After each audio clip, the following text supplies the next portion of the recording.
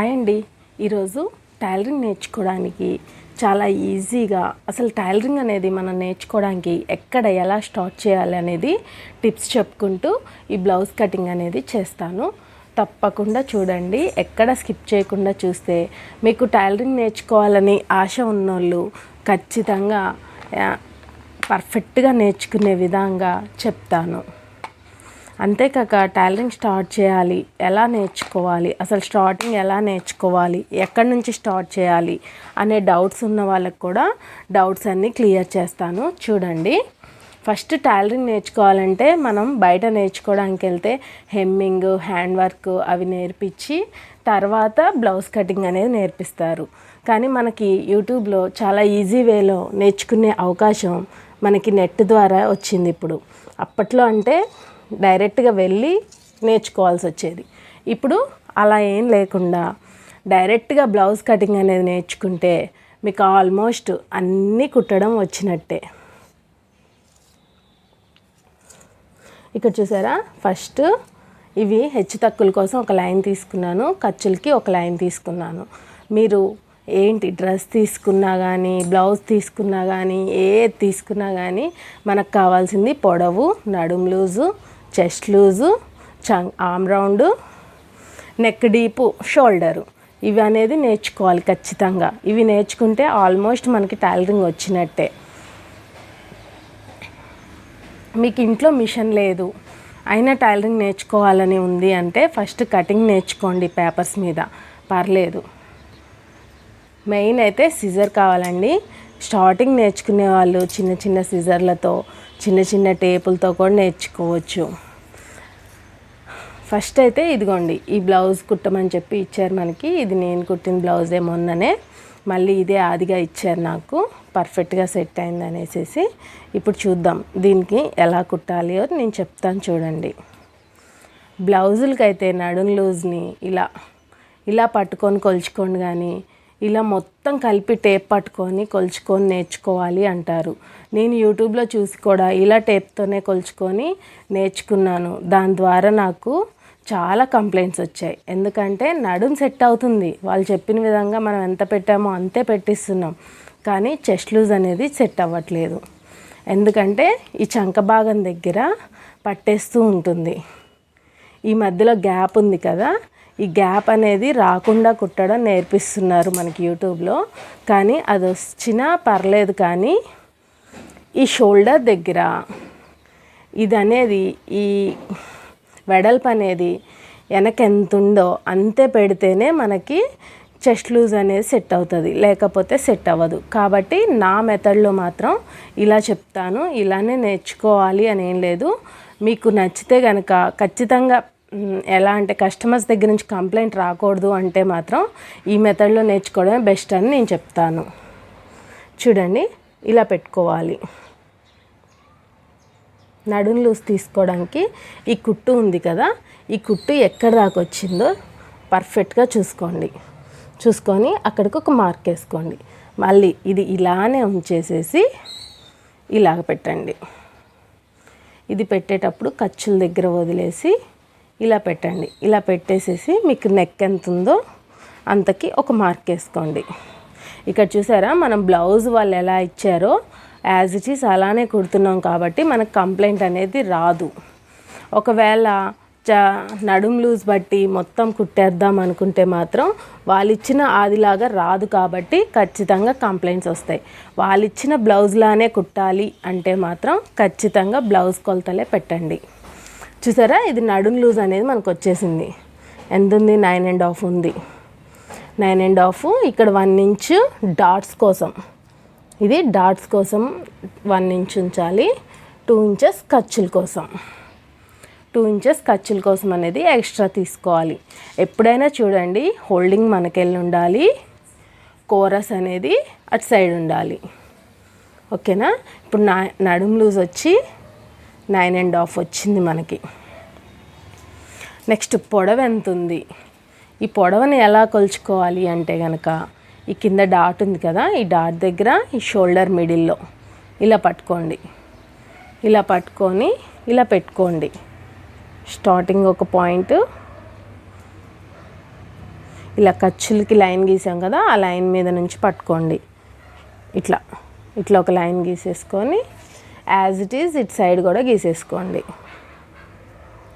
మనం అన్ని బ్లౌజ్ కొలతలే తీసుకుంటున్నాం కాబట్టి మనకి కంప్లైంట్స్ అనేది మ్యాక్సిమం రాదు. ఫిట్టింగ్లో మీ స్టిచ్చింగ్లో ఏమన్నా కంప్లైంట్స్ వస్తాయేమో కానీ మనం ఈ కటింగ్లో మాత్రం అస్సలు రాదు. స్టిచ్చింగ్ కూడా స్ట్రైట్ లైన్స్, రౌండ్స్ ఇట్లా నేర్చుకున్నారనుకోండి, స్టిచ్చింగ్ కూడా మీకు ఈజీగా ఉంటుంది. అంటే ఎలా అంటే ఫస్ట్ స్ట్రైట్గా ఒక లైన్ గీసుకోండి, అప్పుడు టైలరింగ్ మీద కుట్టడం, లైన్ మీదే కుట్టడం నేర్చుకోండి. తర్వాత ఇలా సర్కిల్స్ తీసుకోండి, అదే సర్కిల్స్ మీద లైన్ మీదే కుట్టడం నేర్చుకోండి. అప్పుడు మీకు నెక్ రౌండ్ కుట్టడం ఈజీగా వస్తుంది, చంక రౌండ్ ఈజీగా వస్తుంది. ఏదైనా డిజైన్స్ కుట్టడం కూడా ఈజీగా కుట్టడం అనేది, తిరగడం అనేది మనకి ఈజీగా వస్తుంది. ఇది ఒక టిప్ అన్నమాట. మీరు ఏదైనా సరే టైలరింగ్ నేర్చుకోవడానికి స్టార్టింగ్ మాత్రం ఇవి నేర్చుకోండి ఖచ్చితంగా, మిషన్ ఎక్కే ముందు. మళ్ళీ మిషన్ ఎక్కక ముందేమో పేపర్ మీద కటింగ్ అనేది రౌండ్గా వచ్చేటట్టు, నెక్ రౌండ్, చంక రౌండ్ అవి రౌండ్గా వచ్చేటట్టు చూసుకోండి. ఇక్కడ మనకి ఇప్పుడు పొడవు వచ్చేసింది, ఇవి ఏమంటారు నెక్ డీప్ వచ్చేసింది, నడుం లూజ్ కూడా వచ్చేసింది. పొడవుకి ఇక్కడ 1/2 ఇంచు ఖర్చులకి ఇంకొక లైన్ గీసుకోండి. ఫ్రెండ్స్, ఎక్కడైనా ఏదన్నా డౌట్ ఉంటే కామెంట్ చేయండి. చూస్తున్నారు కానీ లైక్ కొట్టట్లేదు, కామెంట్ చేయట్లేదు. ఖచ్చితంగా కామెంట్ చేయండి. నాకు కూడా కొంచెం ఎలాంటి డౌట్స్ క్లియర్ చేయాలి, ఎలాంటి వీడియోస్ చేయాలి అనే ఐడియా వస్తూ ఉంటుంది. నేను కూడా మీకు క్లారిటీగా ఎక్స్ప్లెయిన్ చేయడానికి ట్రై చేస్తూ ఉంటాను. ఇక్కడ చూడండి, ఇక్కడ వచ్చేసి 10.5 వచ్చింది మనకి, చూస్తున్నారు కదా, 10.5 అనేది వచ్చింది నెక్ డీపు. 9 కన్నా ఎక్కువ ఉంటే మనం నెక్ కొలత అనేది 2.5 తీసుకోవాలి. నెక్ డీప్ అనేది 2.5 తీసుకోవాలి. 11 కన్నా ఎక్కువ ఉంటే 1/4 తీసుకోవాలి. ఓకే, ఇక్కడ 10 కన్నా ఎక్కువ ఉంది కాబట్టి 2.5 సరిపోతుంది. షోల్డర్ కూడా వాళ్ళు ఇచ్చిన దాన్ని బట్టే తీసుకోండి. చూడండి ఫ్రెండ్స్, ఈ లైన్ ఉంది కదా, ఈ లైన్ మీదే పెట్టేసేసి ఇలా మార్క్ చేసుకొని ఇంకొక 1/4 ఇంచు అవతలకి ఖర్చులకి, ఇటు ఒక 1/4 ఇంచు ఖర్చులకి ఇలా లైన్ గీసుకోండి. ఇలా లైన్ గీసుకున్నాక ఇప్పుడు చంక డౌన్ అనేది ఎలా వస్తుందో చూద్దాం. చంక డౌన్కి మా నడుం సైజ్ బట్టి ఇంత పెట్టండి, అంత పెట్టండి అని చెప్తారు. అలా పెట్టడం వల్ల చెస్ట్ లూజ్ అనేది డిస్టర్బ్ అవుతుంది, చెస్ట్ లూజ్ అనేది కరెక్ట్గా రాదు. అలా పెట్టకండి. ఇది చూడండి, ఇలా పెట్టేసేసి ఈ కుట్టు ఎక్కడికి ఉందో అక్కడికి ఒక మార్క్ వేసుకోండి. అలా మార్క్ వేసుకుంటే ఇప్పుడు కొలుచుకోండి. ఎంత వచ్చింది? 6 వచ్చింది. ఇటు 5.5 వచ్చింది. దీన్ని ఏమంటారు? ఫుల్ షోల్డరు ప్లస్ చంక డౌను కొంచెం ఇంచుమించు తేడాగా ఉంటుంది. ఇప్పుడు ఖర్చులకు కొంచెం పైకి వేస్తాం కదా, 5.5 సరిపోద్ది దీనికి కూడా. ఇక్కడ ఖర్చులకి పోగా కొంచెం పైకి మార్క్ చేస్తాము. మ్యాక్సిమం ఫుల్ షోల్డరు చంక డౌన్ అనేది సేమ్ వస్తుంది. ఇక్కడ ఖర్చులతో కలిపి 6 పెట్టేయచ్చు. ఇక్కడ 1/2 ఇంచ్ ఖర్చులు తీసుకున్నాం కదా, ఆ ఖర్చులతో కలిపి ఇప్పుడు 6 పెట్టచ్చు. ఓకేనా ఫ్రెండ్స్, ఇదే 6 మార్క్. ఇప్పుడు ఇక్కడ మనకి ఎంత వచ్చింది? ఫుల్ షోల్డర్ 5.5 వచ్చింది. అదే 5.5 ఇక్కడ ఒక మార్క్ చేసుకుందాం. మార్క్ చేసుకొని ఇక్కడ నుంచి 6 ఇంచెస్ కరెక్ట్గా వచ్చేసింది నాకు ఇక్కడే. ఇప్పుడు ఆర్మ్ రౌండ్ కోసం చంక డౌన్ లైన్స్ ఇలా జాయిన్ చేసేయండి. ఈ రెండు కలిపేసేయండి. ఈ రెండు కలిపేసేయండి. ఇలా కలిపేసేసి ఇప్పుడు చెస్ట్ లూజ్ తీసుకోవాలి. ఇప్పుడు చెస్ట్ లూజ్ మాత్రం మనకి ఆది బ్లౌజ్ నుంచి కొలవడం వస్తే పర్లేదు. మ్యాక్సిమం ఆది బ్లౌజ్ నుంచి కొత్తగా నేర్చుకునేటోళ్ళకి ఆది బ్లౌజ్ నుంచి చెస్ట్ లూజ్ తీసుకోవడం చాలా కష్టం అవుతుంది. ఎందుకంటే ఇప్పుడు ఇలా పెట్టాను, కరెక్ట్గా అనుకొని ఇలా పెట్టుకొని ఈ చంక కుట్టు దగ్గర నుంచి ఈ చంక కుట్టుకి ఇలా మార్క్ చేయండి. ఇలా చేస్తే 21 వచ్చింది. చూస్తున్నారు కదా, 21 వచ్చింది. అదే 21ని ఆఫ్ చేయండి. ఆఫ్ చేస్తే 10.5 వచ్చింది. ఇక్కడ మనకు నడుం లూజ్ ఎంత వచ్చింది? 9.5.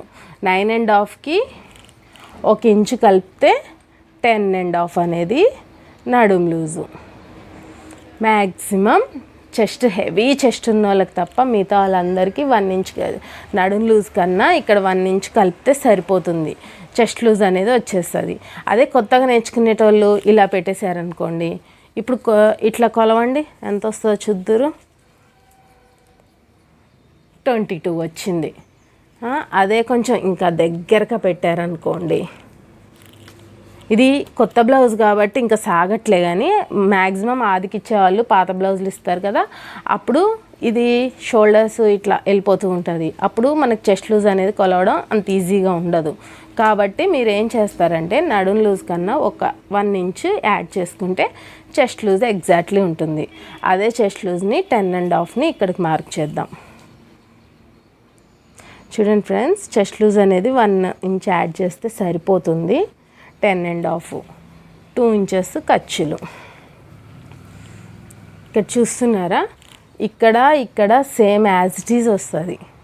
చూడండి 12.5.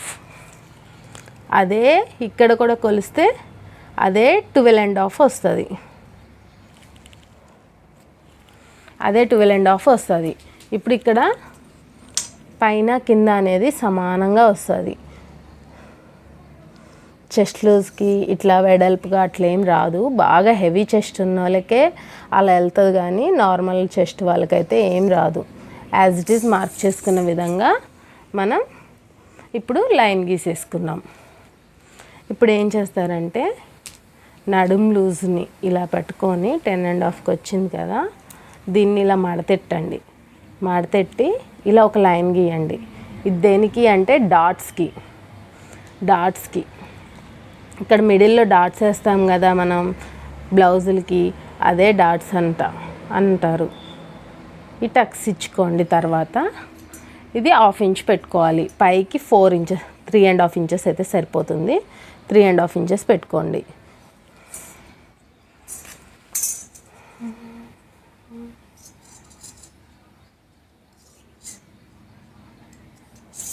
చూస్తున్నారు కదా, ఇప్పుడు మనకి చంక డౌన్ వచ్చేసింది, నడుం లూజ్ వచ్చేసింది, ఫుల్ షోల్డర్ వచ్చేసింది. ఇప్పుడు 1/2 ఇంచ్ ఇక్కడ 1.5 ఇంచ్ అనేది ఇలా మార్క్ చేసుకోండి.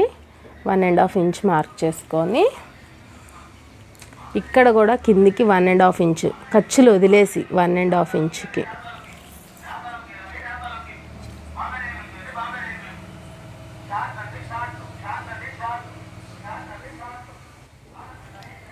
ఓకే. ఇక్కడ కూడా ఖర్చులు వదిలేసి కిందికి 1.5 మార్క్ చేయండి. ఈ 1.5ని ఈ లైన్కి కలిసేటట్టు ఆర్మ్ రౌండ్ స్కేల్ యూస్ చేసుకుంటూ ఇలా పెట్టుకోండి.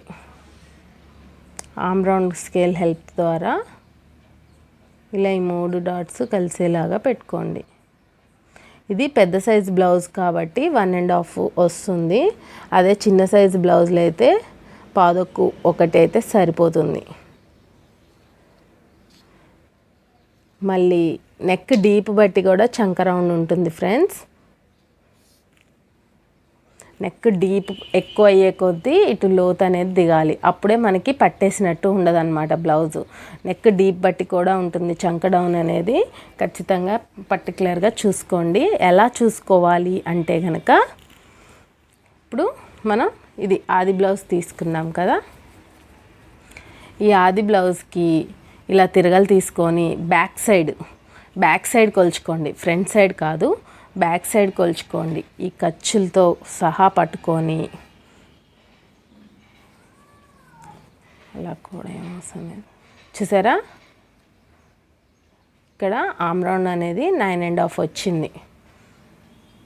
యాజ్ ఇట్ ఈస్ నడుం లూజ్ ఎంత ఉంటుందో అంతే వస్తుంది ఆర్మ్ రౌండ్ కూడా.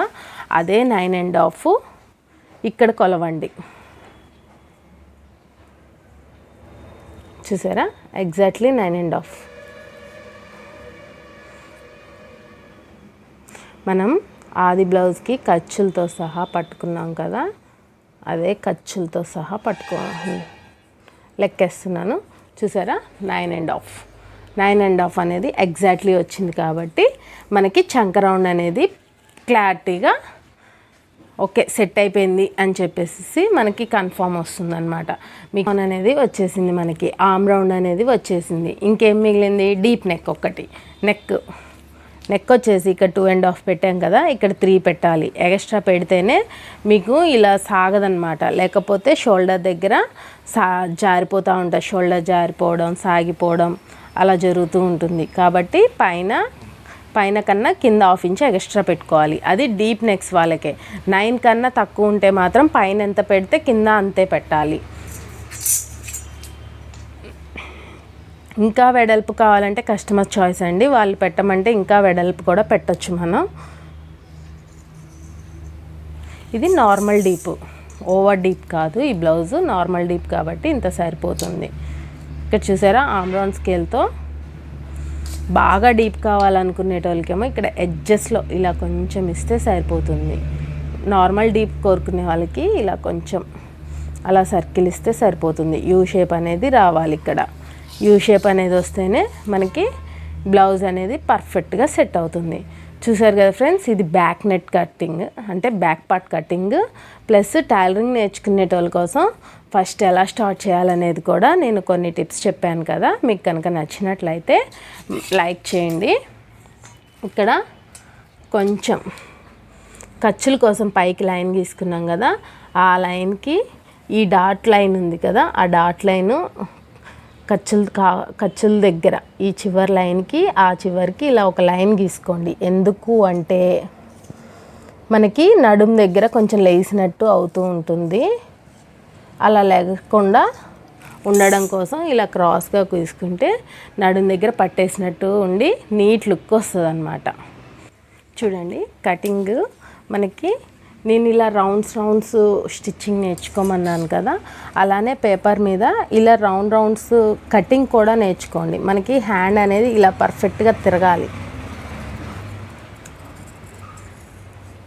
హ్యాండ్ అనేది ఇలా తిరగడం కూడా నేర్చుకోండి. కటింగ్ అనేది ముందు పేపర్ మీద కటింగ్ అనేది నేర్చుకోండి. మీకు వచ్చేదాకా ఎన్ని డేస్ అయినా సరే పేపర్ మీద నేర్చుకోండి. మిషన్ కొనకుండా మిషన్ నేర్చుకుంటాను నేను ఖచ్చితంగా ఎప్పటికైనా అనుకునేటోళ్ళు కూడా పేపర్ మీద కటింగ్ నేర్చుకోండి ఫస్ట్ మిషన్ వచ్చేసరికి. అప్పుడు మిషన్ రాగానే మీకు ఇంకా ఈజీ అయిపోతుందన్నమాట.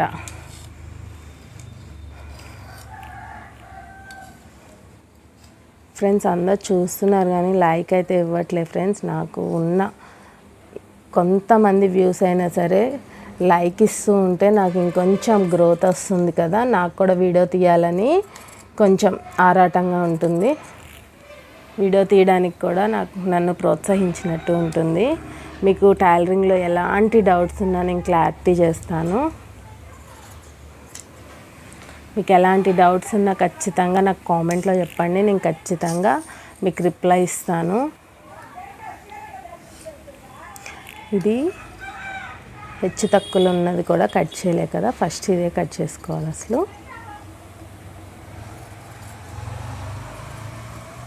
ఓకేనా, ఇలా కట్ చేసేసుకొని ఇలా కట్స్ పెట్టుకోండి. ఖచ్చితంగా కట్స్ మనకి బాగా ఉపయోగపడుతూ ఉంటాయి స్టిచ్చింగ్ టైంలో.